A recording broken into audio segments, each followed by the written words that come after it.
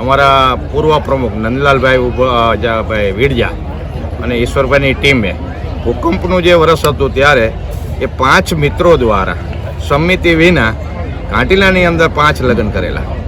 ત્યાર પછી ખાખરીચીની અંદર બીજા વર્ષે પૂર્વ નવગામ માળિયા મિયાણા સમૂહ લગ્ન સમિતિની એક રચના કરી અને 9 ગામના દીકરા દીકરીને પરણાવવા પ્રયત્ન કરેલો. એ 3 વર્ષ સુધી ત્યાં ચાલ્યા. પછી સરોવર ખાતે અમે સમૂહ લગ્નનું આયોજન કર્યું. ત્યારે માળિયા તાલુકા ઉમૈયા પરિવાર સમૂહ લગ્ન સમિતિનું બેનર આપ્યું.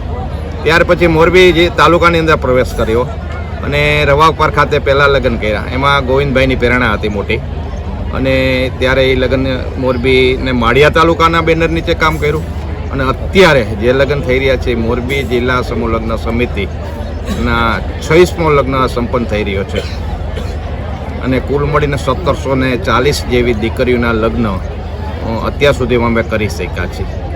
અને એના કરતાં વિશેષ તો અમે એમ કહીએ છીએ કે સામાજિક ક્રાંતિના પ્રતીક સ્વરૂપે ઘડિયાળ લગ્ન, પાટીદાર સમાજના ઘડિયાળ લગ્ન, એ ઘડિયાળ લગ્ન અત્યારે ખૂબ ચાલી રહ્યા છે.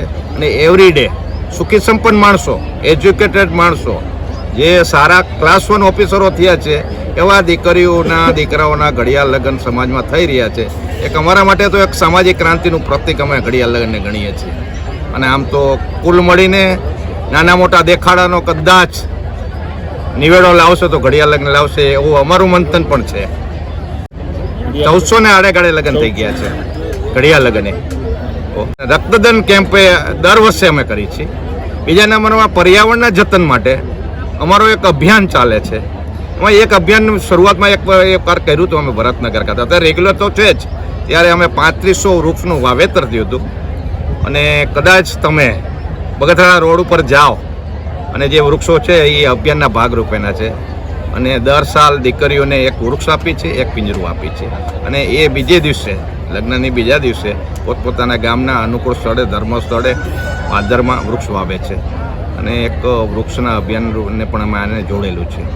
આવનારા દિવસમાં સમાજની ઘણી બધી ગતિવિધિઓ, જેને કે રોજીરોટીના પ્રશ્નો હોય, કોમ્પ્યુટર શીખડાવી છે, કોમ્પ્યુટર એકાઉન્ટ શીખડાવી છે. ત્યાર પછી બહેનોને સીવણ શીખડાવવાનું છે, સીવણના મશીનો આપવાના છે. ત્યાર પછી ગરીબ પરિવાર હોય ને કોઈ માંદગીમાં સંભળાતો હોય એને પણ મદદ કરવાની છે.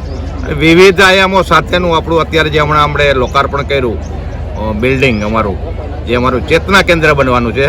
ચિંતન કેન્દ્ર અને ચેતના કેન્દ્રનું સ્વરૂપ પકડશે એવું અમે બધી કલ્પનાઓ કરી છે સાથે મળી બધી અમારી ટીમ.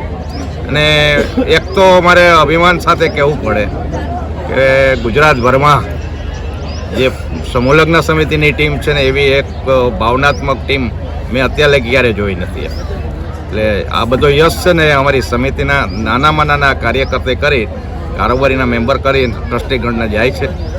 અને સમાજની ધુરાને આવનારા દિવસમાં સારી રીતે સંભાળી શકશું એવી માતાજીએ અમને આશીર્વાદ પણ આપતા રહીએ છીએ.